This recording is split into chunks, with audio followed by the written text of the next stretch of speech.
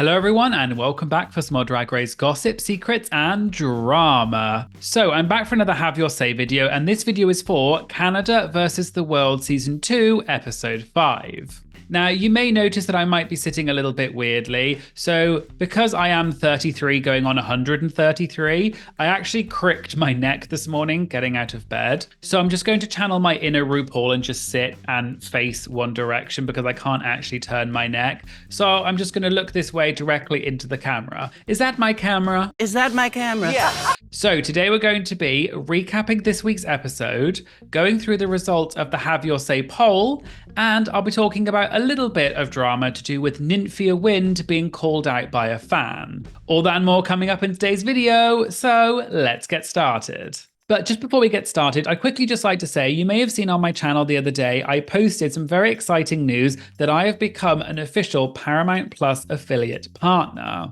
So if you want to check out Paramount Plus and sign up for a free trial, please use my link, which you'll find in the description and also in the pinned comment. And on Paramount Plus, you can get a free trial to watch a mountain of entertainment, and that includes shows like RuPaul's Drag Race Global All-Stars, which just started the other day. So as I said, check out my link in the description and the pinned comment, and thank you so much to Paramount Plus for asking me to be an official partner.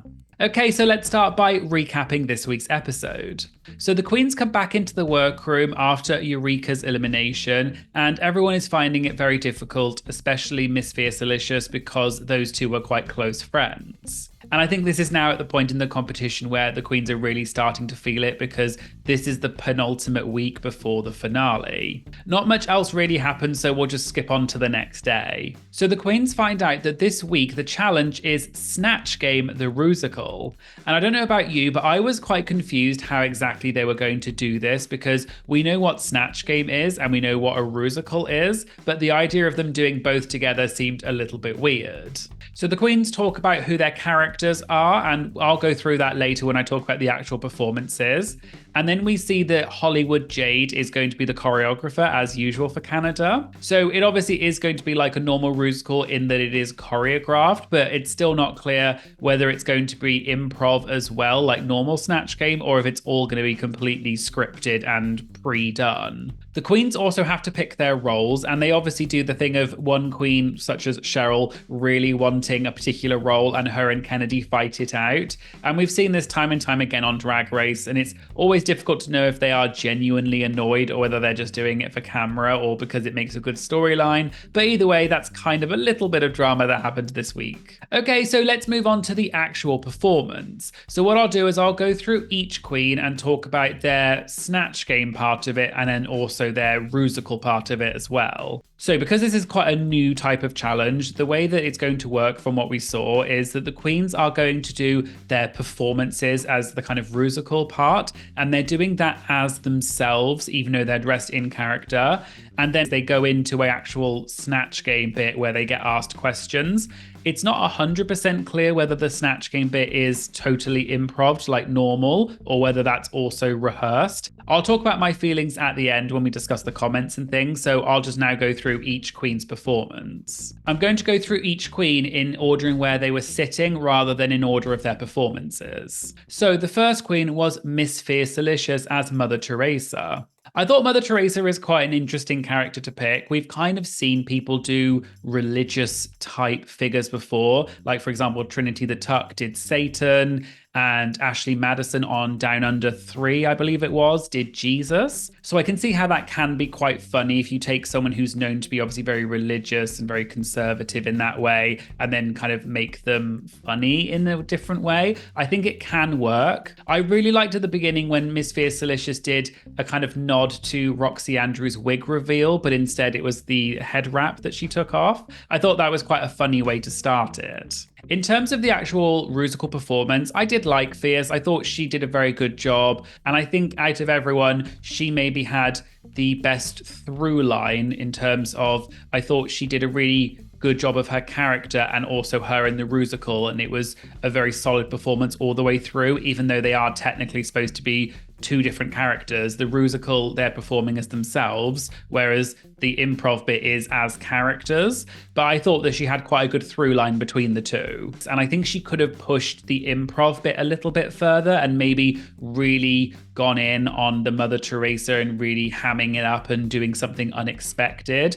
I think she went part of the way there, but maybe not fully all the way there. So for me, she was not the best, but she also wasn't the worst. She was somewhere in the middle. Next, we had Alexis Mateo as a baby Ron DeSantis. Obviously, we know Ron DeSantis is the governor of Florida, and he is very conservative, and there's been lots of anti-LGBT plus legislation under his rule. I thought this could be quite a funny performance because I thought maybe she was going to make him super gay and campy, which is obviously kind of the opposite to what his persona is. I think the baby element could have been fun, but as some of the judges said, I felt like that took over a little bit too much and I just got baby rather than Ron DeSantis. So overall, I thought the improv bit was okay. She did a couple of interesting responses, but for me, I don't think she pushed it quite far enough and really had a character other than just being a baby. I thought the performance part was good though. She seemed to know all the choreography and she seemed to know all the lyrics and everything. So it was fine. Again, for me, it wasn't the strongest, but it also wasn't the weakest either. Then we had Cheryl as Queen Victoria. I thought this was quite a smart choice because there's a lot to go on with Queen Victoria. We've seen other people in the past do historical figures, and I think it's a smart choice because you can kind of do whatever you want with them because we don't necessarily know that much about what they were really like. And for example, we've seen people like Rosé did Mary Queen of Scots and Cheddar Gorgeous on UK did Queen Elizabeth I. And again, these were both very funny performances because you can kind of do whatever you want with them. I thought that Cheryl did a really good job. I thought her improv was pretty good. Again, I think she could have pushed it a little bit further than she did, but I thought she had a couple of decent references in there and she very much was playing up to the character of being a queen. I thought it was a solid performance in terms of the improv side. What I really liked though was her actual Rusical performance because she really fought for that role of having the ballad, and I think it did pay off because it was the most different to everyone else's and it did make her stand out, and I think she really did nail the vocals, the performance and everything. So to me, her performance was maybe my favorite out of everyone's in terms of the Rusical part. Then we had Kennedy Davenport, who was Tabitha Brown, who is a famous vegan chef. Now, we have seen Tabitha Brown before on Snatch Game because I believe it was Olivia Lux that did it on season 13. And Olivia didn't necessarily do that well on it. And I think, unfortunately, Kennedy maybe fell into the same trap a little bit. I think it could be funny as a character, but really the only way to go with a character like that is to go down the vegan route and maybe make jokes about not really being a vegan or something like that. I just don't think, I didn't really get much of Tabitha Brown. I kind of just got Kennedy, which is fine because Kennedy is very funny, but I just don't think any of her responses were that great, unfortunately. In terms of her performance, Kennedy is an incredible performer. I thought her dancing was impeccable. She really knows how to move her body. Very great. All the tricks that she did, like the bit where she flipped up onto the table, was amazing. We did see her do that as well on All Stars 3. So it's obviously something that she can do very well. And it is a showstopper. And I thought it really added something to the performance. So that part of it, I think she was the best dancer. Unfortunately, the bit that really distracted me, though, was that I don't think she knew all of the lyrics. And the judges also picked up on this, so it must have been something that was quite obvious in person as well. But when we saw her on camera, she just didn't seem to know that many of the lyrics, which is a shame because I think otherwise it would have been a really solid performance. And then finally, we had Lemon, who did Susan Boyle, who, as we know, is a Scottish singer who was on Britain's Got Talent, and she went viral when she did her audition. I thought this was a really, really smart choice because Susan Boyle is one of those people who is just naturally funny, and everyone knows that she is because of the viral audition. And she can also be a little bit naughty, you know, with some of her quirkiness and things, and also the accent. And I would say actually the accent, for someone who's not Scottish, I thought Lemon did a pretty decent job at doing it. She also, I thought, had the best responses. She always had something to come back with to the judges or whoever asked her a question, like Hollywood Jade. I think it was probably the funniest in terms of the Snatch Game performance. I also thought she did a really good job in the Rusical as well. So to me, I think Lemon was the strongest overall because I think she had the funniest Snatch Game and she had a very good Rusical performance as well. Okay, so now let's move on to the runway, and the theme was Summer of '69, and I'll go through the queens in order in which they appeared. So first up, we had Alexis Mateo, and she said her look is an inspiration from Priscilla Presley, and she's got gloves, purse, matching boots, and she wants to look like she has money in 1969. Next, we had Lemon, who said that she's doing an homage to Judy Garland because she is an icon. And she also passed away in the summer of '69, so this is her spirit. And although she may be gone, the friends of Dorothy live on forever. Next, we had Miss Fiercelicious, who said that the summer of '69 was when man first landed on the moon. So she's coming out as a 60s mod-inspired astronaut. And she's been body snatched and cloned by aliens. Next, we had Kennedy Davenport, who said she feels strong and black. She said she's feeling very youthful and she's giving you a complete ethnic summer of '69. And then finally, we had Cheryl, who said she's giving you flower power realness. And it's a chic 60s silhouette with a touch of glamour. In terms of my favourite look, for me this week it was Miss Fiercelicious. I thought it was such a cool concept and it was so well constructed. I loved when she came out as an astronaut, and then I thought it was such a surprise when she took off the helmet and she had the alien black eyes. And I thought that was a really beautiful look, such a cool concept, but it also was just flawlessly executed and that colour was just amazing. So in general, I think she was probably my favourite this week. But I thought this week all of the outfits were good and I actually quite liked every single one of them. So it was a very strong week, I thought. Okay, so we go on to the judges' critiques and we find out that the winner of this week is Lemon, and Cheryl is called safe, which means that Kennedy, Alexis, and Miss Fiercelicious are in the bottom, and Lemon gets the power of the Golden Beaver. There's obviously the discussion about who they should save, whether they should be strategic or not with the Golden Beaver, and when they're back on the main stage, we find out that Lemon decides to save Kennedy. So Miss Fiercelicious and Alexis lip sync to How Far I'll Go by Alessia Cara, who is the guest judge this week. And we find out that the winner of the lip sync is Alexis, which means that unfortunately Miss Fiercelicious is told to sashay away. Okay, so now let's move on to the results of the Have Your Say poll. So question 1 was, who did the best in the challenge? So we had Lemon with 63.4%, then Cheryl with 27.9%, and then third place was Miss Fiercelicious with 5.4%. And I definitely agree. As I said, I think Lemon was the funniest and did the best impersonation of her character, but I also think she did a very good job in the performance as well. So for me, she was really the standout this week. Next was question 2, which was, did you like the concept of Snatch Game the Rusical, or would you rather have a normal Rusical and a normal Snatch Game? And we had 83% for regular Snatch Game, regular Rusical, with Snatch Game the Rusical only getting 17%. So it was a pretty strong result for regular Snatch Game and regular Rusical. And I do unfortunately have to agree, this week was a little bit confusing. I don't think the concept of mixing a Rusical and Snatch Game really worked.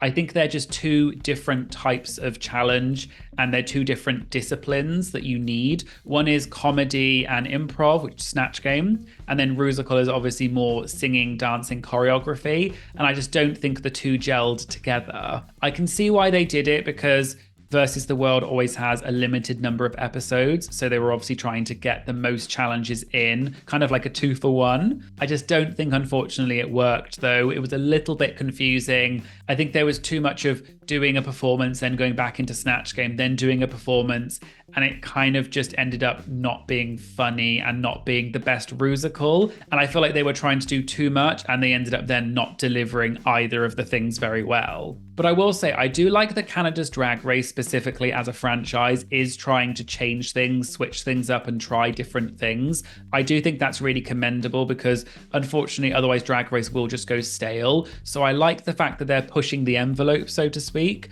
but I just don't think in this particular week, it really worked with this mix of challenge. So I would agree, I would have just preferred a regular Snatch Game or a regular Rusical, but not the two together. Question 3 was, do you agree with the winner of this week's episode?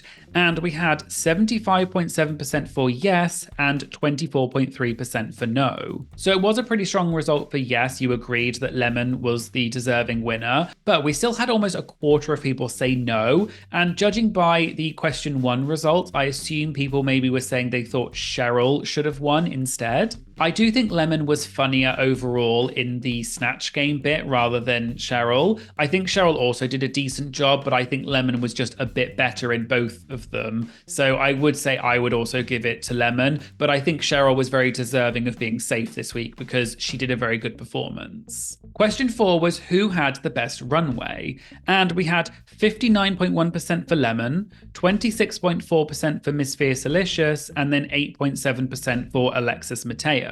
As I said, I would have personally given it to Miss Fiercelicious just because I really liked the concept that it was quite different. It was flawlessly executed, and I just quite liked that it was something unusual because she was mixing astronauts and the aliens, but it was still beautiful and glamorous. But I also loved Lemon's look. I mean, I love Judy Garland. She is an icon, especially within the LGBT plus community. And I think Lemon did such a good job. I loved that black and white effect. It was giving me Detox vibes from the season 5 finale when she did that black and white type look, which was incredible. And I think Lemon did look amazing. And I loved the ruby slippers. It was very much reminiscent of the movie with the black and white sections and then the ruby slippers. But like I said, I would have given it to Miss Fiercelicious just because I liked the concept a little bit better. But they were both fabulous looks. Question 5 was who would you have saved with the Golden Beaver? And we had Miss Fiercelicious with 57.2%, then Kennedy Davenport with 26.4%, and then Alexis with 16.3%. This was a tough one for me.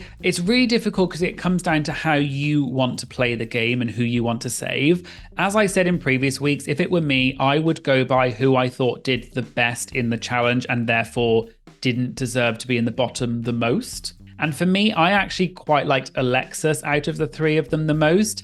It would have been between her and Miss Fiercelicious for me. I would have picked between the 2 of them. If you want to be strategic, I think you would have picked Miss Fiercelicious and made the 2 American queens battle it out so that one of them would have left. But for me, I probably would have picked Alexis to save because I think she did do slightly better because I think she knew a few more of the lyrics and I think her performance, although it wasn't my favorite, I think it was still fine. But it was very difficult this week, and I can see why people said Miss Fiercelicious because she is a very good competitor. But unfortunately, I would have personally had to say Alexis. But let me know in the comments why you picked who you picked for this question. Question 6 was who won the lip sync? And we had 86.2% for Alexis Mateo and then 13.8% for Miss Fiercelicious. So it was a pretty big majority for Alexis. And I would have to agree, although I think Miss Fiercelicious is a fierce performer and she did very well in the lip sync, I do think Alexis is just such an interesting performer and she really embodied the song. And in my opinion, it worked a little bit better. And I felt like I was really focusing on her more than Miss Fiercelicious during the performance. So I would have to agree. I think she won the lip sync. But it was pretty close and they were both doing very good performances. So it was quite a hard decision this week. And then finally, question 7 was, who is the front runner, or in other words, most likely to win the season? And we had a staggering 89.5% for Lemon, followed by Kennedy Davenport with 4.3%, and then Alexis with 4%. I do agree. I think Lemon is probably going to take it because she's been doing well in pretty much every challenge. Her track record is the best. She won this week. I just think going into the finale, I can't see anyone else overtaking her. Also, we did speak about this previously in last week's episode, but I think some people were saying they want a Canadian to win this season because a Canadian did not win in season 1 because it was Raja O'Hara, who's from the US. So I can see that maybe that is part of it. And I think they are kind of pushing Lemon to win. But I do think she deserves it because I think she's done probably the best and the most consistently over the whole season. So she does deserve it, but I also think the writing's a little bit on the wall, in my opinion. But let me know in the comments what you think. Do you think they're picking her because she's Canadian, or do you think it's just because she has done the best throughout the competition? Okay, so let's move on to the comments for this week. So my Patreon member Sabato said, Snatch Game Rusicals, I hope this is a one-time thing, not a big fan. And my Patreon member Kerry said something similar and said, I didn't enjoy the Snatch Game Rusical as much as I like regular Snatch Game. The timing seemed slow and the transitions were strangely clumsy. And I do agree, and I did mention this earlier, I just don't think that the mix of those two challenges works. It was just not a particularly funny Snatch Game because there wasn't that much time. It also was unclear if it was scripted or not. And then the Rusical itself was also just not that good. So unfortunately, I think they were trying to do too many things and then ended up not delivering either. But as I said earlier, I like that they're switching up the format because we've had a few Snatch Games in recent years that were not very good. And I think by now, because there have been so many characters that have already been done on other seasons, it is a little bit slim pickings, I think, sometimes. And it is a very difficult skill, improv and comedy. And we've had more misses than hits, I think, in recent years with Snatch Game. So I would have preferred probably if they had just done a Rusical, because I think the Rusicals are more consistently good. But I wish they had just focused on doing one really good Rusical rather than mixing in Snatch Game, which to me just didn't work. There were a lot of comments that said that they're not giving Cheryl her flowers or enough credit. And I did say this last week. I think Cheryl has actually been doing pretty well throughout the competition, but she hasn't necessarily got a huge amount of acknowledgement from that. And I did say last week, I wondered if they were doing this to try and make her face crack a bit like Jan. But I just think at this point in the competition, I don't think if she hasn't cracked yet, she's not going to. So I just think maybe it's the case that they're just not giving her the credit, even though arguably she should have won a few challenges that she didn't. Which is sad because I think that Cheryl's actually a really good performer and I think she really would have appreciated that because she hasn't ever won a main challenge on Drag Race. So I do feel a little bit sad for Cheryl. There were a lot of comments about Lemon, and someone said, it didn't feel like a real season. This is just the judges wanting to crown Lemon while trying to make it not obvious. And there were quite a lot of other comments similar to this saying it was rigged for Lemon and things like that. I'm not sure if I would say it was rigged, but I do think they've made it quite obvious that Lemon is going to win. I can't see anyone else winning. And she is a Canadian queen, so it would make sense because it's Canada versus the world. I also think Lemon is a very popular contestant because she did quite well on her original season. She was very likable. On UK versus the World 1, she went home first and a lot of people were very upset by it because it did seem a bit unfair. So I can see why maybe she's getting her redemption story arc in this. So I don't know if it's rigged, but I will say the editing is making it pretty obvious that she's going to win. But also it does come down to her track record is just quite a bit stronger than most of the other contestants. So I think it's not her fault and the edit's fault, it's just that she's been doing well. There were a lot of comments from people saying that they thought that Fierce was done dirty this week and that she should have won or that she should have won previous challenges that she didn't. And I do agree. I think that Fierce has been really good TV. She's very entertaining, very talented. For me, she wasn't first place. As I said, I would have given it to Lemon, definitely. And then Cheryl would have been my second pick. So I don't agree that Fierce was robbed this week, but I think there were other weeks where she arguably should have been higher than she was. But I did really enjoy her on this season, and I thought she was probably the most entertaining of all of the contestants. So I'm glad that she was there. But let me know what you think. Do you think Miss Fierce Delicious deserved to be in the finale? And if not, who would you have taken out of the final four to replace Miss Fierce Delicious with? Okay, so moving on to a little bit of drama this week involving season 16 winner Nymphia Wind. So a few days ago, a Twitter user tweeted a video clip of Nymphia at a meet and greet, and the comment was in Spanish, but it said, "the most humble moment at a meet and greet." And in the video, it showed Nymphia on her phone during the meet and greet, and she kind of looked up to give them a hug, but then she went back to her phone, and it looked like she was not really paying attention during the meet and greet. And this video went a little bit viral, and people were commenting on it, saying that they felt like Nymphia was being disrespectful to the person's time, but also because you have to pay for the meet and greets. And as you can imagine, some people were being quite rude about Nymphia, saying that she was not being humble and that fame and success had gone to her head and things like that. But then there were also people defending her, saying that she was probably doing something that she needed to do on the phone, and this was just one tiny moment that was caught on camera. And it became a bit of a joke that people were saying that they thought that Nymphia might have been on Grindr and that's why she was on her phone. Eventually, Nymphia did respond to this drama and she tweeted saying, "What can I say? Let a master double tasker use her Grindr. I am in Spain. The men are Hotiana." And then I saw in the RuPaul's Drag Race Reddit that there was a tweet that I think Nymphia deleted that said, "All I have to say is I am definitely ADHD and a businesswoman who is an expert double tasker." And as I said, Nymphia was kind of making a bit of a joke out of it, and some people were going along with the joke, but there were also people that were saying this was still disrespectful and they were calling her out and saying that she should have not been on her phone during a meet and greet that's paid for. Nymphia did eventually tweet a statement about this, and she said, "I just wanted to say my initial response when I reposted the video was not to apologize, is because I lived the whole hour and 30 minutes of this meet and greet, and what you guys see is a 7-second video. I understand it is very rude, but that was not the whole meet and greet, and I know I was not actively rude to anyone. So no, I am not releasing an official apology to everyone, just to the person who it was in that video. And to the few people who met me on my phone, which I would still raise my head and give 2 kisses and look them in the eye, I personally thought that video was funny and brat and made a joke on being on Grindr, but I was replying to work messages, y'all can be mad, but I'm living my brat summer." Nymphia also followed this up with another tweet that said, "Also, just for context, there is a lot of wait time in group meet and greet especially. I simply took the opportunity to respond to some work messages." And it seemed that Nymphia then started seeing the funnier side of it and making a few more jokes. And for example, she tweeted saying, "Mexico, I'm coming. I promise I won't be on my phone." A few other queens also started making jokes about this, and for example, Plain Jane, who's also from season 16, tweeted saying, "This was 100% my fault, sis. I snapped her my nudes and she was opening them. She's usually so attentive and respectful to fans, I promise." And Nymphia retweeted this and said, "Not Habibi spilling the tea."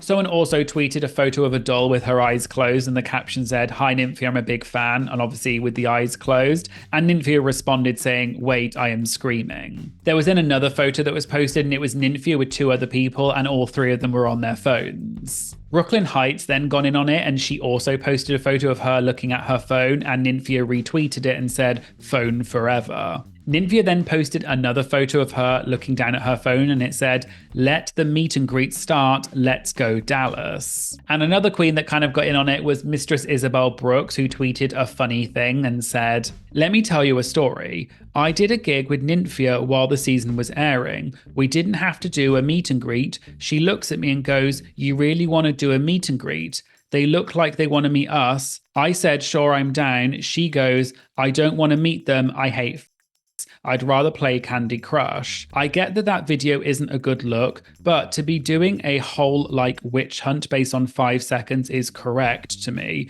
Newsflash, she is the monster y'all are trying so hard to make her be." And then Nymphia responded to that saying, "I'm gonna get your ass." So in general, it looked like it wasn't really that serious and people were making jokes about it, including other queens as well as Nymphia. But there were still some people who were calling Nymphia out and saying that it was disrespectful. But just remember also that it's never okay to call out the queens and be mean about them, especially if you weren't there in person just based on a little tiny video clip. So just be mindful of that when you are interacting with the queens on social media. So there you go, there was the Have Your Say for Canada's Drag Race Season 2, Episode 5. Who do you think is going to win the season overall? And do you prefer this season of Canada's Drag Race or last season? Let me know in the comments. And I'd just like to say thank you so much to all of my incredible Patreon members. You are all absolutely amazing and I love your support. It's so lovely to have you every single month supporting me. It truly does make such a huge difference to my channel. So thank you all so much. And if you'd like to get early access to my videos and get your comments featured on my Have Your Say videos, please check out my Patreon. I'll put a link in the description. It just costs a few dollars a month and it does make such a big difference. And all of your support is really appreciated. Please make sure you like and comment on the video to make sure the algorithm knows this is a great video. And please make sure you subscribe because it really does make a huge difference to my channel. Thank you so much for watching and I hope you'll join me again in a future video. Thank you, bye.